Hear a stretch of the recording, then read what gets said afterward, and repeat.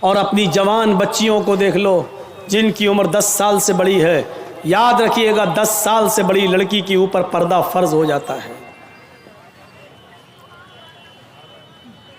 10 سال سے بڑی لڑکی کا پھر سر کا ایک بال بھی کسی غیر مرد کو نہیں دکھنا چاہیے. ہماری نظروں میں بہت معمولی بات ہے، چھوٹی ہے. اللہ کے رسول نے فرمایا تھا جب تمہارا بیٹا 7 سال کا ہو تو اس کو نماز کا حکم دو، اور 10 سال کا ہو تو نماز کے لیے زبردستی کرو، نہ پڑھے تو اس کو مارو پیٹو. 10 سال کے بعد قرآن و حدیث کے سارے احکام نافذ ہو جاتے ہیں. آج کل 10-11 سال کی لڑکیاں بالغ ہو رہی ہیں. ٹی ویوں پر سیریل ایسے آ رہے ہیں، موبائلوں میں ایسی ایسی واہیات چیزیں یوٹیوب وغیرہ پر فیس بک پر آ رہی ہیں کہ ان کو دیکھ کر ہماری لڑکیاں جو کبھی 16-17 سال میں بالغ ہوتی تھیں آج 11-12 سال کی عمر میں بالغ ہونے لگی ہیں. عریانیت پھیل چکی ہے، شرم و حیا طاق پر رکھی جا چکی ہے. ورنہ تصور کیجئے ایک کپڑا جو جسم سے چپکا ہو، آپ کے پیروں سے چپکا ہوا ہو، اور وہ کپڑا آپ کے گھٹنے اور ران سے ہوتے ہوئے آپ کی کمر تک آئے، جس کو آپ لیگی کہیں، اور اس کے اوپر ایک کرتی پہن لی جائے اور اس طریقے سے مارکیٹ میں بازار میں شاپنگ کی جائے، ایسی عورت کو آپ کی نظر میں فیشن پرست کہا جا سکتا ہے. لیکن محمد الرسول اللہ کی نظر میں یہ لڑکی، یہ عورت ننگی ہے، ننگی ہے، ننگی ہے. یہ کپڑے اے بھیا جس کو جانا ہو جلدی جاؤ یہاں سے، اور جس کو اٹھنا ہو ابھی اٹھ جاؤ. ڈرامہ کر کے رکھ لیا ہے. اور بھی ابھی جس کو جانا ہو چلے جاؤ، ابھی بعد میں نہیں اٹھنے دوں گا، چاہے پیشاب یہی نکل جائے. جائیے ابھی نکل جائیے جس کو جانا ہو. عاریات ہماری نظروں میں فیشن پرست ہیں، لیکن اللہ کے رسول نے ایسی عورتوں کو کیا کہا؟ ننگی. میں نے نہیں کہا. پوچھو ان علماء سے عاریات کا مطلب کیا ہوتا ہے. کاسیات کپڑے پہنیں گی، عاریات لیکن ننگی ہوں گی. ایسی عورتوں کے بارے میں کہا ہے ننگی ہوں گی. یہ ہاف آستینوں کے کپڑے یہاں چل رہی ہے، یہ کھلا ہوا ہے. ساڑیاں چل رہی تو ایسی کہ یہاں تک کا بلاؤز پہنے ہوئے ہیں، یہ کھلا ہے، پیٹ کھلا ہوا ہے.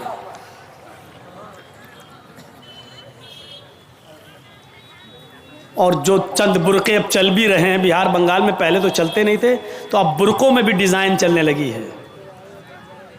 کڑے ہوئے برقعے، ڈیزائن دار برقعے. اب ایک بات بتائیے، برقعے کو آپ ایک تو ڈیزائن دار بنا رہے ہیں، اور دوسرا جب عورت یا لڑکی جب برقع اوڑھتی ہے تو سینے پر پھول بنا دیے آپ. یہ بتائیے یہاں پھول بنانے کی کیا ضرورت تھی؟ جب وہ پہنتی ہے تو پھول سینے پر، اور وہ لڑکی نے یہ برقع خریدا کیوں؟ اس کا مطلب کیا ہے کہ وہ بھی اس لیے خرید رہی ہے تاکہ میرے پھولوں پر نظر. یہ سننا پڑے گا، تمہیں نہیں تمہارے باپ کو بھی سننا پڑے گا. جب تک میں اس کرسی پر ہوں، یہ اتھارٹی، یہ پاور مجھے اسلام نے دیا ہے، سننا پڑے گا. کیوں خریدا ہے اس نے یہ برقع؟ یو پی سائڈ میں آ جاؤ، لکھنؤ کے برقعے دیکھ لو، بمبئی کے دیکھ لو، حیدرآبادی برقعے دیکھ لو. قسم خدا کی اب برقعے نہیں رہ گئے. اب 60 سال کی بڈھی بھی اوڑھ لے تو ایسا لگتا ہے جیسے وہ 18 سال کی لڑکی جا رہی ہے. یہ برقعے ایک بار سچا واقعہ ہے. 60 65 70 سال کی بڑھیا ایسا ہی برقع اوڑھ کے چہرہ چھپا کے جا رہی تھی دھیرے دھیرے. بھائی بڈھی تھی، وہ دھیرے دھیرے چل رہی تھی، تو ایک لڑکا اس کا پیچھا کرنے لگا. 20-22 سال کا لڑکا اس بڈھی کا پیچھا کرنے لگا، کیونکہ جو سوچنے لگا برقع اتنا خوبصورت ہے تو برقعے کے اندر کتنا خوبصورت مال ہوگا، برقعے والی کیسی ہوگی. اس کا پیچھا کرنے لگا. بڑھیا دھیرے دھیرے چل رہی، لڑکا سمجھ رہا مجھے لفٹ دے رہی، میری وجہ سے دھیرے دھیرے چل رہی، جبکہ وہ اپنی کمزوری کی وجہ سے دھیرے دھیرے چل رہی۔ بڑھیا سمجھ گئی کہ لڑکا میرا پیچھا کر رہا ہے، تو تھوڑی دور چلنے کے بعد اس نے اپنا نقاب کھولا اور اپنی تتلاتی زبان میں بولی بیٹا۔ لڑکے کا تو موڈ خراب ہو گیا، کم بخت میرا تو معاملہ ہی گڑبڑ ہو گیا۔ بیٹا تو میرا پیچھا کیوں کر رہا ہے؟ میں تو تیری اماں کی عمر کی ہوں۔ لڑکے کو بھی غصہ آ گیا، کہتی بات میں اپنے لیے نہیں اپنے ابا کے لیے ڈھونڈ رہا ہوں۔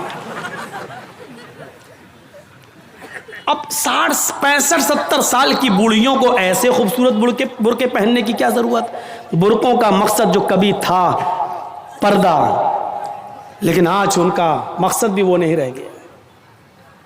اللہ کے نبی کے زمانے میں ایک صحابیہ اللہ کے نبی کے پاس آتی ہیں، مسند احمد کی صحیح روایت، جن کی چادر کپڑے سے نیچے، ٹخنے سے نیچے، چپل سے نیچے زمین کی مٹی اڑاتی ہوئی آتی ہے اور کہتی ہے اللہ کے رسول میں اس چادر کو اوڑھ کر نماز پڑھنے جاتی ہوں۔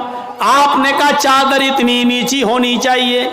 اس نے کہا اللہ کے نبی کبھی کبھی زمین پر پیشاب و پائخانہ پڑا ہوتا ہے، گندگی پڑی ہوتی ہے، تو کیا میں تھوڑی سی اوپر کر کے پائخانہ گندگی کو کراس کر کے آگے نکل جاؤں؟ آپ نے کہا نہیں، دائیں سے نکل جا، بائیں سے نکل جا۔ کہنے لگی دائیں بھی مرد بیٹھے ہوتے ہیں، بائیں بھی مرد بیٹھے ہوتے ہیں، مجھے اسی گندگی کے اوپر سے نکلنا ہے۔ اے اللہ کے رسول اجازت دے دیجئے، میں تھوڑا سا اوپر کر لوں اور نکل جاؤں، اس کے بعد نیچے کر لوں گا، جب گندگی کو کراس کر لوں گی تو چادر میں نیچے کر لوں گی۔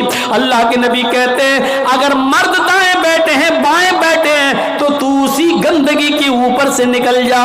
کہنے لگی اللہ کے رسول وہ گندگی میری چادر میں لگ جائے گی، آپ مجھے اوپر اٹھانے کی اجازت نہیں دے رہے ہیں، ٹخنے سے اوپر، چپل سے اوپر چادر اٹھانے کی اجازت کیوں نہیں دے دیتے؟ آپ نے کہا نہیں، چادر اٹھانے کی اجازت، چپل سے بھی اوپر چادر اٹھانے کی اجازت نہیں دوں گا۔ کہا اللہ کے رسول پھر اس چادر میں پیشاب و پائخانہ لگ جائے گا؟ آپ نے کہا لگ جانے دے۔ کہنے لگی اے اللہ کے رسول اسی چادر کو تو اوڑھ کر میں نماز پڑھتی ہوں مسجد میں، جب اوپر عورتوں کا الگ انتظام ہوتا ہے یا پردے میں عورتوں کا انتظام ہوتا ہے تو میں اسی چادر کو اوڑھے اوڑھے نماز پڑھتی ہوں۔ آپ نے کہا اسی چادر کو اوڑھ کر نماز پڑھ لے۔ کہنے لگی اس میں پیشاب و پائخانہ لگ جائے گا، کیا اسی اور چادر کو اوڑھ کر نماز پڑھ لوں؟ آپ نے فرمایا ہاں اے عورت، جب پیشاب و پائخانہ تیری چادر میں لگے گا، جب تو آگے بڑھے گی تو تیری چادر زمین پر پڑی ہوئی مٹی سے رگڑ کھائے گی، کیونکہ تیری چادر نیچے ہے۔ جب پیشاب و پائخانہ اس میں بھر جائے گا، جب تو آگے بڑھے گی تو زمین پر پڑی ہوئی مٹی پر تیری چادر رگڑ کھائے گی، اور زمین پر پڑی ہوئی مٹی سے رگڑنے کی وجہ سے زمین کی پاک مٹی تیری چادر کو پاک کر دے گی، لیکن تجھے چادر اٹھانے کی اجازت نہیں، اسی چادر میں تو نماز پڑھ لے۔ گندگی لگتی ہے تو لگ جانے دے، آگے بڑھے گی تو زمین پر پڑی ہوئی پاک مٹی تیری چادر کو پاک کر دے گی۔ میرے بھائیوں پیشاب و پائخانہ دیکھ کر بھی اللہ کے رسول نے عورت کو چادر اٹھانے کی اجازت نہیں دی۔ میری بہنوں تمہارے دل کیسے گوارا کر لیتے ہیں، جلسوں میں بھی چوڑیاں خریدنے کے لیے، بیلونز خریدنے کے لیے، جلیبیاں خریدنے کے لیے تم کس طریقے سے لیڈیز پنڈال سے نکل کر تم بازاروں میں گھوم لیتی ہو؟ شرم آنی چاہیے۔ تمہارے کلیجے اور تمہارے دل کیسے گوارا کر لیتے ہیں کہ لڑکے اور لڑکیاں ایک جگہ شاپنگ کریں، دکانداری کریں، خریداری کریں؟ یہ تمہارے کلیجے تمہارے ضمیر کیسے گوارا کر لیتے ہیں؟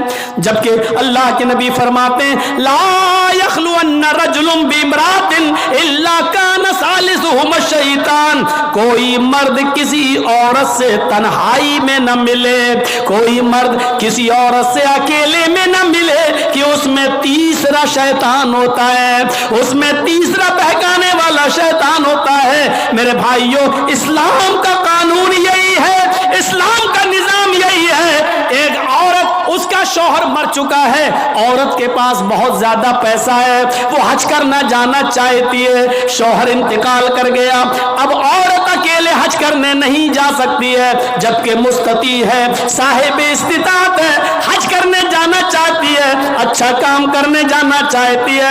اسلام کہتا ہے کہ تیرا شوہر نہیں ہے تو بھائی کے ساتھ جا، بھائی نہیں ہے تو باپ کے ساتھ جا، باپ نہیں ہے تو بیٹے کے ساتھ جا، لیکن کسی محرم کا ہونا ضروری ہے، اس کے ساتھ جا۔ چیخ کر عورت کہتی ہے کوئی نہیں ہے، میرے پاس دولت ہے۔ اللہ کے نبی کہتے ہیں پھر دولت سنبھال کر اپنے پاس رکھ، اگر تیرا بھائی نہیں ہے، بیٹا نہیں ہے، شوہر نہیں ہے، باپ نہیں ہے، کوئی محرم نہیں ہے تو تو اکیلے حج کرنے نہیں جا سکتی ہے۔ نہیں، اے اللہ کے نبی، میرا پڑوس میں بڑا اچھا نیک حاجی نمازی نیک آدمی رہتا ہے، میں اس کو بھائی بنا لیتی ہوں، چلی جاؤں۔ فرمایا نہیں، منہ بھولے بھائی کو بھائی بنا کر اس کے ساتھ تم حج کرنے نہیں جا سکتی ہو، اس لیے کہ اپنے منہ سے کسی کو بھائی بولنے سے وہ تمہارا سگا بھائی نہیں ہو جائے گا، اپنے منہ سے کسی کو بیٹا بول دینے سے وہ بیٹا نہیں ہو جائے گا۔ تم کسی کو بیٹا بول دو، بھائی بول دو، جو چاہو بول دو، لیکن اسلام یہ کہتا ہے کہ اس کے ساتھ بھی عورت کو اجازت نہیں ہے کہ وہ حج کرنے جائے۔ اگر کوئی نہیں ہے تو مت جاؤ، لیکن اسلام اس بات کی اجازت نہیں دیتا ہے کہ تم اکیلے جاؤ یا کسی کو بہن، کسی کو بھائی یا بیٹا بنا کر جاؤ، اس بات کی اجازت نہیں دیتا۔ اسلام ایک عبادت میں، حج جیسی عبادت میں بھی عورت کو کسی غیر مرد کو منہ بولے بھائی اور منہ بولے بیٹے کے ساتھ بھی جانے کی اجازت نہیں دیتا۔ تو میرے بھائیوں، جب خانہ کعبہ میں جانے کی اجازت نہیں دیتا ہے، صفا مروہ کی سعی کی اجازت نہیں دیتا ہے، اتنی خوبصورت عبادت کی اجازت نہیں دیتا ہے، تو بازاروں میں اکیلے گھوم کر شاپنگ کرنے کی اجازت کیسے دے گا؟ پھر بازار کے اندر عورت کو اکیلے جانے کی اجازت کیسے دے گا؟ اتنی خوبصورت عبادت کرنے کی اجازت نہیں دیتا ہے، اتنی خوبصورت عبادت کرنے کی اجازت نہیں دیتا ہے، تو میرے بھائیوں پھر عورت کو بازاروں میں گھومنے کی اجازت کیسے دے گا؟ پھر بازار میں گھومنے اور بازار میں سیر و تفریح کی اجازت کیسے دے گا؟ ہماری ماں بہنوں کو اس بات کو سوچنا چاہیے، غور کرنا چاہیے، سنجیدگی سے اس کو لینا چاہیے۔ ایک زمانہ تھا، حضرت فاطمہ کہہ رہی ہیں اے علی، میں اتنی بیمار ہوں، اتنی بیمار ہوں، لگتا نہیں کہ اس بیماری میں بچ پاؤں گی۔ اے علی، اگر مجھے کچھ ہو جائے، اگر میرا انتقال ہو جائے، اے علی، تو مجھے دن کے اجالے میں دفنانے مت لے جانا، رات کی تاریکی میں عشاء کی نماز کے بعد مجھے قبرستان میں دفن کرنا۔ حضرت علی نے کہا اے فاطمہ، ایسا کیوں کہہ رہی ہو؟ اگر تمہارا انتقال صبح فجر کے بعد ہو تو کیا عشاء تک ہم تمہارے جنازے کو رکھیں گے، مٹی کو رکھیں گے؟ تمہارے باپ کا، تمہارے ابو کا فرمان ہے کہ میت کو جلدی قبرستان لے جاؤ، پھر میں لیٹ کیسے کروں؟ فرماتی ہیں اے علی، اے میرے پیارے شوہر، مجھے رات میں ہی لے جانا، میری بات کو گرا باندھو، میری بات کو مضبوطی سے پکڑ لو، میری وصیت کو یاد رکھنا، چاہے میرا انتقال کبھی بھی ہو، لیکن مجھے عشاء کے بعد دفنانا، مجھے دن کے اجالے میں قبرستان نہ لے جانا۔ اے علی، میں نہیں چاہتی ہوں کہ میرے مردہ جسم پر پڑے ہوئے کفن پر بھی کسی غیر مرد کی نظر پڑے، میں اپنے کفن پر بھی کسی غیر مرد کی نظر نہیں پڑنے دینا چاہتی ہوں۔ اے علی، مجھے رات میں لے جانا، دن کے اجالے میں نہیں، میں نہیں چاہتی کہ میرے کفن پر بھی کسی غیر مرد کی نظر پڑے۔ میرے بھائیوں، انتقال کے بعد نکاح جائز نہیں ہے، انتقال کے بعد شادی نہیں ہوتی ہے، لیکن انتقال کے بعد بھی اپنے جسم کو تو چھوڑو، اپنے کفن کو بھی کسی غیر مرد کو دیکھنے کی اجازت نہیں دے رہی ہیں۔ یہ تھا حضرت فاطمہ کا پردہ۔ اس پردے کی روشنی میں میری بہنوں، اپنے گریبانوں میں جھانک کر دیکھو، اپنے گریبانوں کے بٹن کھولو اور تلاش کرو ہم کہاں کھڑے ہیں، ہمارا پردہ کیا ہے، ہماری عزت و آبرو کیا ہے۔ آج ہمارے چہروں کو ہرکس و ناکس دیکھ رہا ہے، کل تک ہمارے ان خوبصورت گالوں کو کبھی آسمان کی نگاہوں نے بھی نہیں دیکھا تھا، چاند و ستاروں نے بھی نہیں دیکھا تھا، اور آج دیکھ لیتا ہے، ہر کس و ناکس جس کو چاہو آج وہ بڑی آسانی سے ہماری بہنوں بیٹیوں کا دیدار کر رہا ہے۔ اور ایک اور بات، جتنا امیر باپ ہے، جتنا امیر باپ ہے، جتنا بھی باپ امیر ملے گا آپ کو، آپ دیکھیے گا اس کی بیٹی اتنے ہی کم کپڑے پہنے ہوئے ہوگی۔ کس بات کا امیر ہے تو؟ کاہے کا امیر ہے تو؟ اپنی بیٹی کو 5 میٹر کا کپڑا لا کر نہیں دے سکتا ہے تو کاہے کا امیر ہے تو؟ کنجوس اور بخیل باپ۔ اللہ تعالیٰ نے ان امیروں کو ایسی سزا دی ہے، ایسی سزا دی ہے، کل تک یہ غریبوں کی لڑکیوں کو ڈانس کرایا کرتے تھے، آج اللہ تعالیٰ نے ان امیروں کی لڑکیوں کے جسموں سے کپڑے اتار کر ان کو لوگوں کی نظروں کو دیدار کرنے پر مجبور کر دیا۔ آج ان امیروں کی لڑکیوں کے جسموں سے کپڑے اتروا کر آج غریب ان لڑکیوں کو دیکھ رہے ہیں، ان کا نظارہ کر رہے ہیں۔ آج امیروں کو اللہ نے یہ سزا دی ہے، آج وہ فیشن سمجھتے ہیں کہ میری بیٹی فیشنیبل کپڑے پہنے ہوئے ہیں۔ نہیں نہیں میرے بھائیوں، میری بھائیوں، آپ اپنی بہنوں کے ذمہ دار ہیں۔ اللہ کے نبی نے فرمایا کہ جس لڑکی کا باپ جس کی بیٹی بے پردہ گھومے وہ باپ دیوس ہے، جس کی بہن بے پردہ گھومے وہ بھائی دیوس ہے، جس کی بیٹی بے پردہ گھومے وہ باپ دیوس ہے، جس کی بیوی بے پردہ گھومے وہ شوہر دیوس ہے۔ غور کرو کتنی صاف لفظوں میں، کتنے صاف لفظوں میں اللہ کے نبی نے فرمایا، جس کی بہن بے پردہ گھومے وہ بھائی دیوس، جس کی بیٹی بے پردہ گھومے وہ باپ دیوس، جس کی بیٹی بے پردہ گھومے وہ باپ دیوس، جس کی بیوی بے پردہ گھومے وہ شوہر دیوس۔ اب دیوس کا معنی اگر ہم سمجھ جائیں تو سارا معاملہ حل ہو جائے۔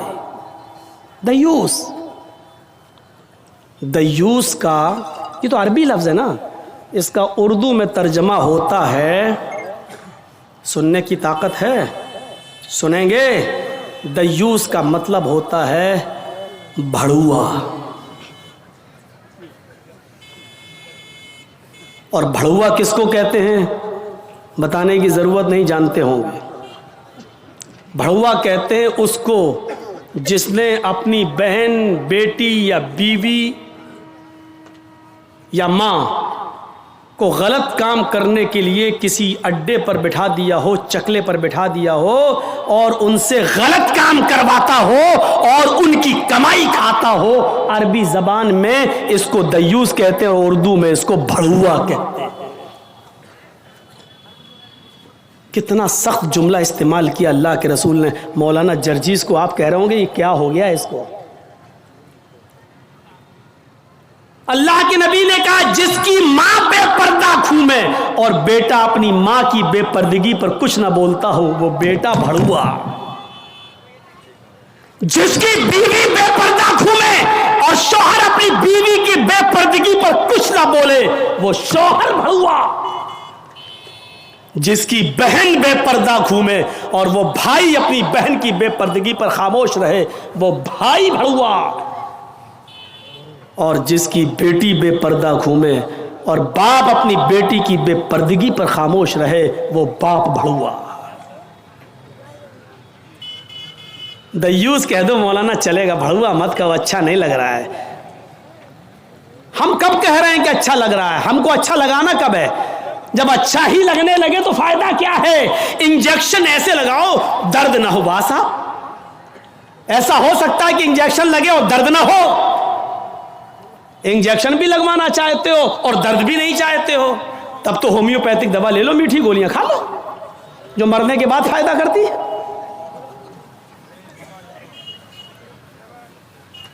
ہومیوپیتھک دوا کے بارے میں یہی مشہور ہے، بہت لیٹ فائدہ کرتی ہے، تو ہم نے کہہ دیا مرنے کے بعد فائدہ کرتی ہے۔ لیکن سسٹم مل جائے تو جادو کی طرح بھی فائدہ کرتی ہے، بہت جلدی بھی کرتی ہے۔ تو جب آپ کو میٹھی گولیاں ہی کھانا ہے ہومیوپیتھک دوا تو پھر مت کراؤ تقریریں، اور تقریر کرا رہے ہو تو سنو، سننا پڑے گا۔ کتنے لوگ ہیں آج جو اپنی بیوی کی بے پردگی پر سوال اٹھاتے ہیں؟ کتنے ایسے ہیں جن जिनकी बेटियां आज बेपर्दा घूमती हैं और वो बाप अपनी बेटियों को डांटते हैं। अगर माँ बाप अपनी बेटियों को सही से जिम्मेदारी निभाने लगे तो आज एक भी लड़की के पास एंड्रॉयड मोबाइल ना हो।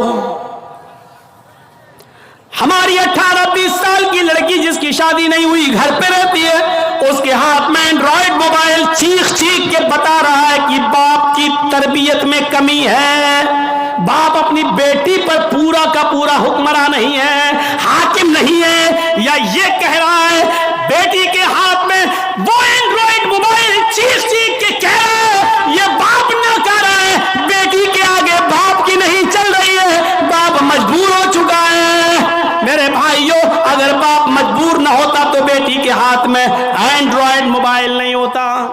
क्या जरूरत है बेटी के हाथ में देने की, वो तो घर में रहती है, क्यों चलाएगी साहब? आपकी बेटी 18-20 साल की क्यों फेसबुक चलाएगी, क्यों व्हाट्सएप चलाएगी, क्यों मैसेंजर चलाएगी? और आप कैसे अपनी बेटी को फेसबुक और मैसेंजर और व्हाट्सएप चलाने के लिए ढील दे सकते हैं? कैसे? आपका ये दिल कैसे गवारा कर लेता है? आप जिम्मेदार हैं। हमारी ये बेटियां कल बच्चों की माएं बनेंगी, शादी के बाद इनको अपने बच्चों की तरबियत करना है। मां के कदमों के नीचे जन्नत बताई गई है, हालांकि ये कोई हदीस नहीं है, एक मकूला है, लेकिन बच्चे अपने मां के कदमों के नीचे जन्नत कैसे ढूंढें? ये आजकल की मां के कदमों के नीचे जन्नत है?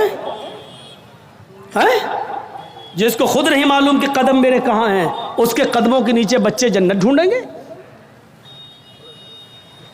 हमें सोचना है, हमें अपनी बेटियों की तरबियत करना है। इमाम अहमद इब्न हंबल अपनी मुस्नद के अंदर एक वाकया नकल करते हैं कि एक सहाबिया थी, उनके घर में एक बच्चा पैदा हुआ। एक सहाबिया थी, उनके घर में एक बच्चा पैदा हुआ। जब बच्चा पेशाब करता था तो वो पानी का लोटा उस बच्चे की शर्मगाह पे डाल देती थी। जैसी बच्चे ने पेशाब किया वो पानी लाती और शर्मगाह पे डाल देती।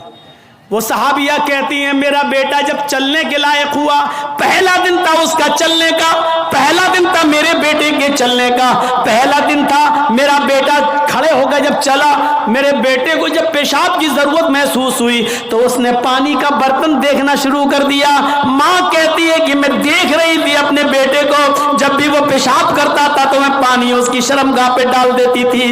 आज देखती हूँ मेरा बेटा चल रहा है, देखती हूँ ये क्या करता है। जब बेटा पहला दिन चलने के लायक हुआ, पहला दिन था, तो बेटे ने पानी का प्याला उठाया और दोनों हाथ से पकड़कर धीरे धीरे चला और एक कोने में जाकर बैठ गया, पेशाब किया और पेशाब करने के बाद वो पानी का प्याला अपनी शर्मगाह पे डालने लगा। उसको इस्तिंजा करना नहीं आता था, उसको धोने का तमीज भी नहीं मालूम था, उसको पता ही नहीं, लेकिन वो वैसा ही कर रहा है जैसी उसकी माँ ने उसको बताया। जैसे उसकी माँ उसके साथ कर देती थी, वो पानी का प्याला उठाकर अपनी शर्मगाह पे डाल लिया और खाली प्याला लेकर अपनी माँ के पास आ गया। माँ की आंखों में आंसू आ गए, आसमान पर नजर डालकर कहती है फुज़्तु बिरब्बिल काबा, काबे के रब की कसम में कामयाब हो गई, अल्लाह की कसम में कामयाब हो गई। अपने बच्चे को जो सिखाना चाहती थी मेरे बच्चे ने वो सीख लिया। मैं अपने बच्चे को जो तरबियत देना चाहती थी मेरे बच्चे ने वो तरबियत हासिल कर ली। मुझे उम्मीद है कि मेरा बच्चा कभी नापाक नहीं रहेगा, मेरा बच्चा जब भी पेशाब करेगा तो पानी जरूर ले जाएगा और इस्तिंजा करेगा। उस जमाने की माएं अपने बच्चों को बचपन से ये आदतें डलवाती थी, और आजकल की माँ देख लो अपने बच्चे का अंडरवियर नेकर उतार कर कहती बेटा यहाँ खड़े होकर पेशाब कर ले। ये माएं अपने बच्चों को क्या तरबियत देंगी? जबकि नेपोलियन ने कहा था कि mother's lap is first college for children, माँ की गोद ये बच्चे का पहला मदरसा होती है, पहली यूनिवर्सिटी माँ की गोद है। जो बच्चा अपनी माँ की गोद से तरबियत हासिल करके नहीं निकला वो किसी यूनिवर्सिटी से तरबियत हासिल नहीं कर सकता है। आज भी देख लो किशनगंज में भी यूनिवर्सिटियां होंगी, किशनगंज में भी कॉलेज होंगे, उस कॉलेज से बीए, एमए, पीएचडी, एमबीबीएस और एमडी की डिग्री लेकर निकलने वाले बच्चों की तादाद भी बहुत होगी, लेकिन उन्हीं बच्चों को देखिए खड़े होकर सड़क के किनारे पैंट की चैन खोलकर धार मार रहे होंगे, पेशाब कर रहे होंगे। یہ ان یونیورسٹیوں کے فارغین اسٹوڈنٹ ہیں جو فارغ ہو کر نکلے، جن کو ایم ڈی کرنے کے بعد، ایم بی بی ایس کرنے کے بعد بھی پیشاب کرنے کی عقل نہیں آئی ہے۔ ان سے تو بہتر وہ کتا ہے جو کم سے کم پیشاب کرتا ہے تو ایک ٹانگ تو اٹھا لیتا ہے تاکہ اس کے اوپر چھینٹے نہ آئیں۔ انہوں نے یونیورسٹی سے پڑھنے کے بعد بھی یہ کتے سے بھی بدتر بن کر نکلے ہیں۔ وہ یونیورسٹی ان کو انسان نہیں بنا سکی، وہ کالج ان کو انسان نہیں بنا سکے، وہ اسکول ان کو انسان نہیں بنا سکے۔ M D P H D کرنے کے بعد بھی آج کتوں سے بری طرح پیشاب کرتے ہوئے نظر آئیں گے۔ کہہ لینے دیجئے مجھے کتا، گدھا، جو کچھ بھی بولتا ہوں میں سب، آج مجھے اجازت دیجئے میرے بھائیوں۔ کہو کہ جانوروں کی اجازت مت بولو، ہم لوگ انسان ہیں، قرآن نے بھی جانوروں کی مثالیں دی ہیں۔ اولئک کالانعام بل ہم اضل، یہ چوپایوں کی طرح ہیں بلکہ ان سے بھی زیادہ گئے گزرے۔ قرآن نے کہا ہے یہ چوپایوں کی طرح ہے بلکہ ان سے بھی زیادہ گئے گزرے، ان سے بھی زیادہ گئے گزرے۔ جب قرآن نے مثال دی ہے تو ہم کیوں نہیں مثال دے سکتے ہیں؟ اپنے بارے میں سوچو سوچو۔ عبد القادر جیلانی بغدادی رحمت اللہ علیہ کی تاریخ کون نہیں جانتا؟ جن کو آج لوگ بڑے پیر صاحب کے نام سے بھی جانتے ہیں، جن کے نام پر 11ویں کی بریانی کی دیگ بھی بناتے ہیں۔ وہ عبد القادر جیلانی جب 12 سال کے تھے، ان کی ماں نے ان کو قافلے کے ساتھ بھیجا تھا، کہا بیٹے حالات کتنے بھی سخت ہوں لیکن جھوٹ کبھی مت بولنا۔ اور جب چوروں نے اور ڈاکوؤں نے جب اس قافلے کو لوٹا تو اس بچے سے پوچھا عبد القادر سے، تیرے پاس بھی کچھ ہے؟ اس نے کہا ہاں ہے۔ کہا کیا ہے؟ 40 اشرفی۔ کہاں ہیں؟ میرے کرتے کے استر میں۔ استر کو پھاڑ کے دیکھا تو 40 اشرفی ملی۔ پوچھا بیٹا یہ تو ایسی جگہ چھپی ہوئی تھی کسی کو پتا نہیں، تو نے کیوں بتا دیا؟ لڑکے نے جواب دیا میری ماں نے مجھے چلتے وقت نصیحت کی تھی کہ بیٹا حالات کتنے بھی خراب ہو لیکن کبھی جھوٹ مت بولنا۔ میں نے اپنی بات، ماں کی بات مانی ہے۔ چوروں کا، ڈکیتوں کا، ڈاکوؤں کا اثر ختم ہوتا ہے اور رونے لگتے ہیں اور کہتے ہیں یہ بچہ اپنی ماں کی اتنی بات مانتا ہے کہ ایسے موڑ پر بھی اس نے اپنی ماں کی نافرمانی نہیں کی، ہم تو اپنے رب کی نافرمانی کر رہے ہیں۔ سارا سامان جو لوٹا تھا سب کو واپس کر دیا اور سارے کے سارے چوروں نے، ڈاکوؤں نے توبہ کر لی۔ میرے پیارے ساتھیوں، ایک بچہ جب اپنی ماں کا فرما بردار بنتا ہے اور ماں کی بات مانتا ہے تو ماں کی دعا تمام ڈکیتوں کو توبہ کرنے پر مجبور کر دیتی ہے۔